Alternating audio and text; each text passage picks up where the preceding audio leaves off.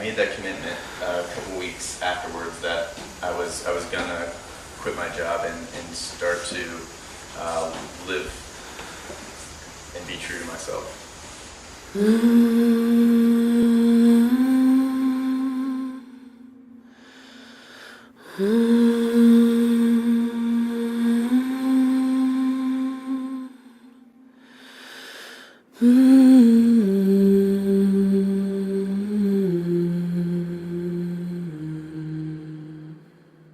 My name is Antenucci, and I live and work in Brisbane, Australia, where I work at an all-boys private school, and I run a service learning program at the school. In the program, we work with special needs students, we work with homeless, and we work with refugees. I also run the retreat program for the school, where I facilitate all their reflection. Through these different activities, I help the boys develop better understanding of their true self, better understanding of God in their life, and also help them realize the impact that they have on other people. Instead of telling you about what I do, I thought I'd show you a short clip of me giving a talk to a group of young men while on retreat, when I'm sharing a significant part of my life and some of my life lessons. I hope that they take away a greater sense of self, greater sense of God, and a greater sense of their impact on other people. While I was at uni, I had really good friends named Evan, and Evan really brought out the best in me. So I finally found a friend that had really good values. We were both involved on retreats and different things, and service work, but also had a really good time. As we were at uni, I studied marketing communications, and Evan stayed true to himself and studied to be a teacher, and was going to be in campus ministry and probably teach religion. And so he stayed on that route, stayed true. Came time for graduation. Evan decided to do a year's service work in Cambodia, and I took a job, not doing something that I was passionate about, but the right choice from what other people were saying, in marketing and communications, making a decent salary, but really absolutely little fulfillment from the job. I knew deep down I wasn't following my passion.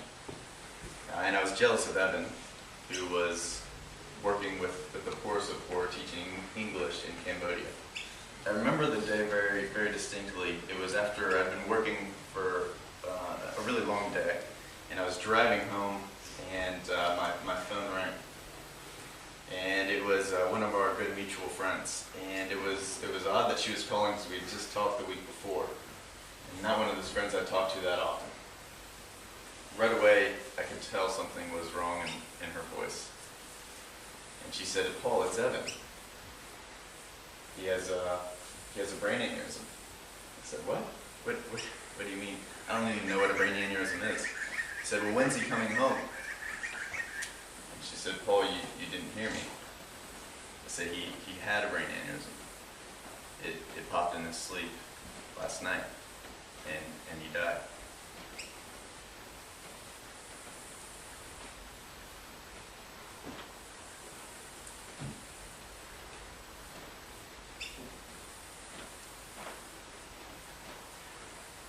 I remember driving home. I remember almost wrecking the car because I was immediately numb.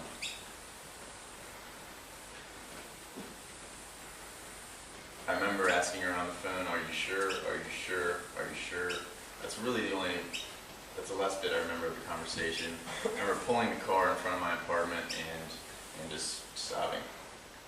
Hallelujah. Hallelujah. Hallelujah. Hallelujah.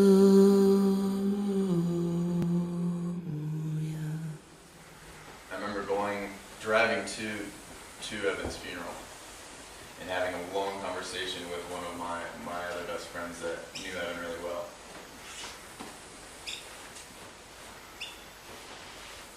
And we were talking about how awesome of a guy he was.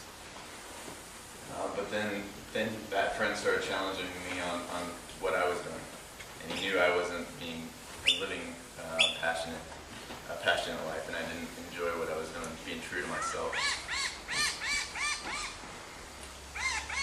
And on that long drive back after being with friends and his family of this awesome guy, I made that commitment a couple weeks afterwards that I was gonna quit my job and start to live and be true to myself and follow what was inside.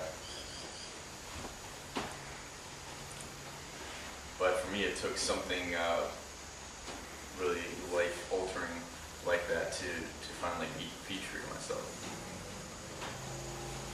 My hope is that you're able to find what you are passionate about and hold on to that. And don't let anybody else take that away from you. Hallelujah.